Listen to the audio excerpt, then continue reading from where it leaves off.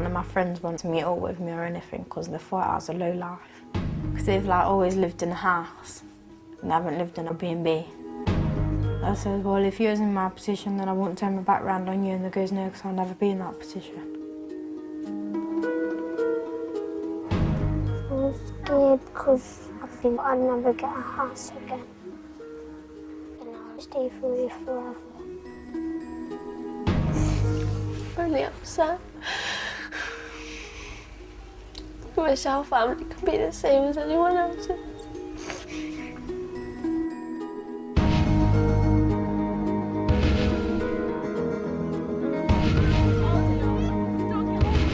Charlotte and her family have been evicted.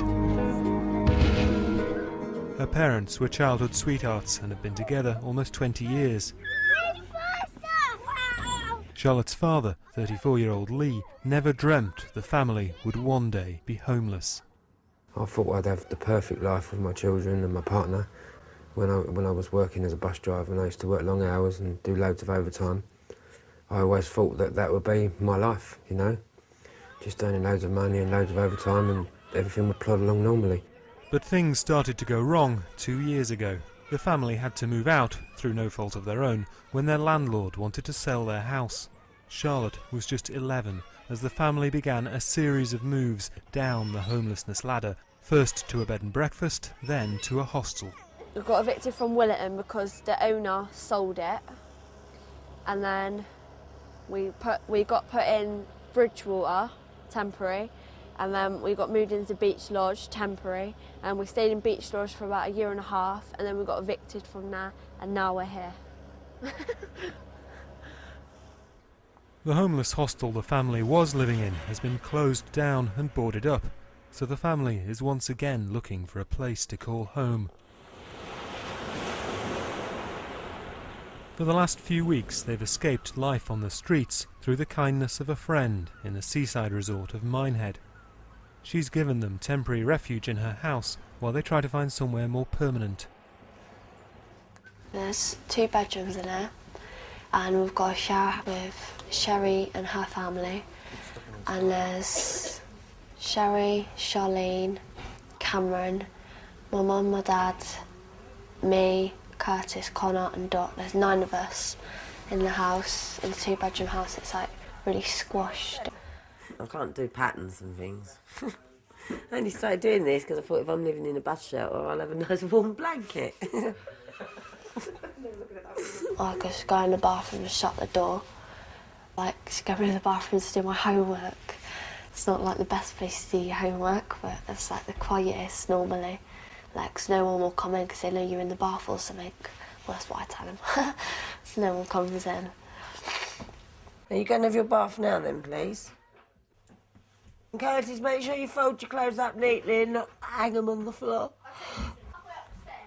Oh, God, I'm tired. Charlotte's mum, Leanne, suffered from postnatal depression after the birth of Charlotte's younger sister. But homelessness has made things far worse. She now literally pulls out her hair when she thinks about what's happened.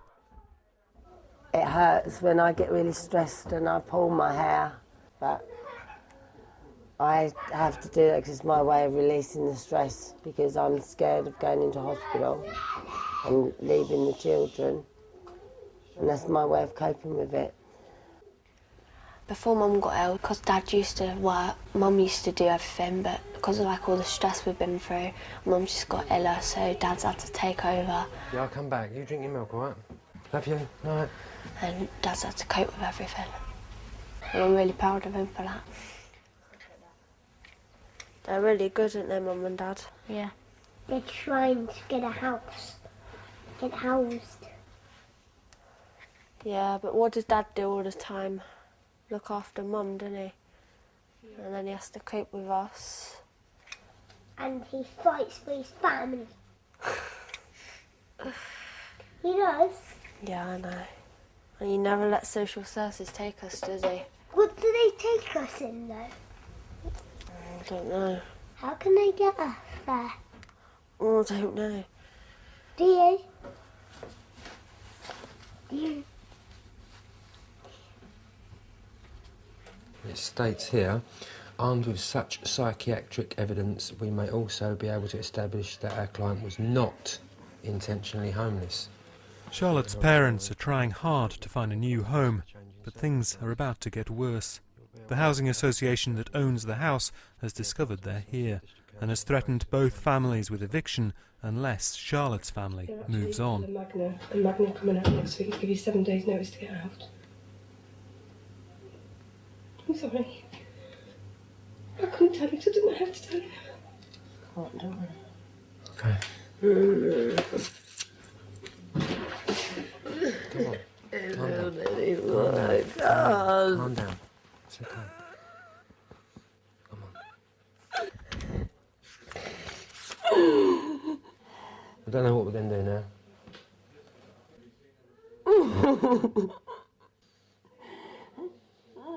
Come on. They're not going to take the children. I'm not going to let them take the children.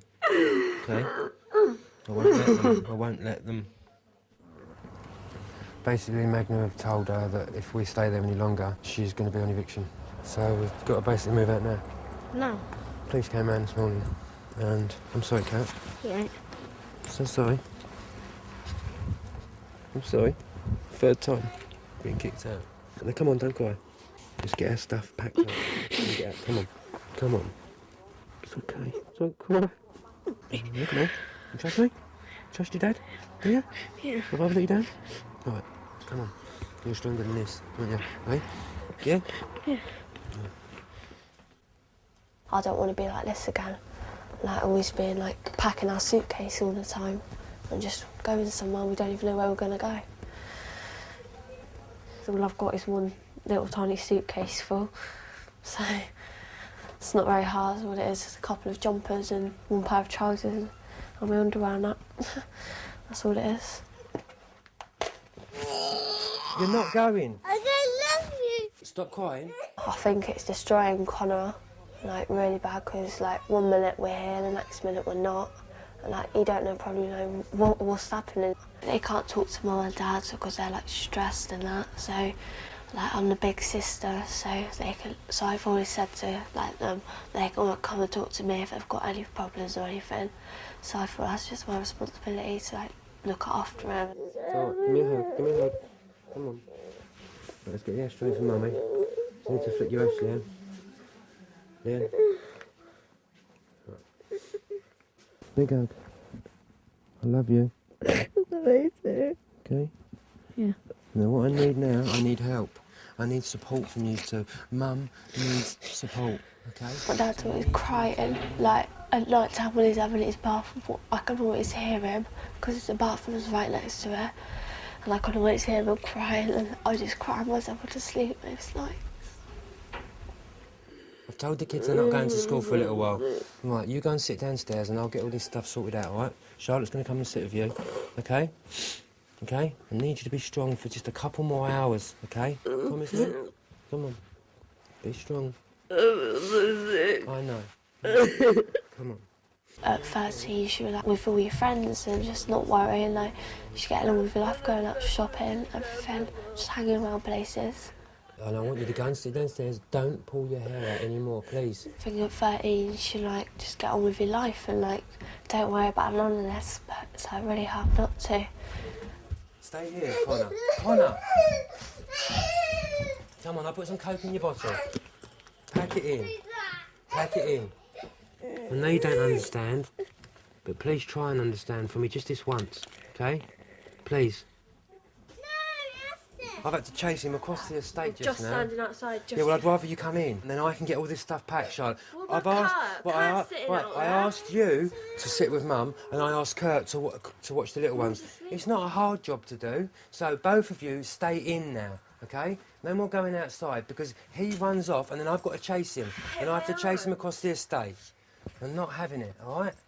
So, please, stay inside. Just go and put it out in the taxi. Just put it on top of that box for Clive. Cheers, Clive. Right. Fucking hell.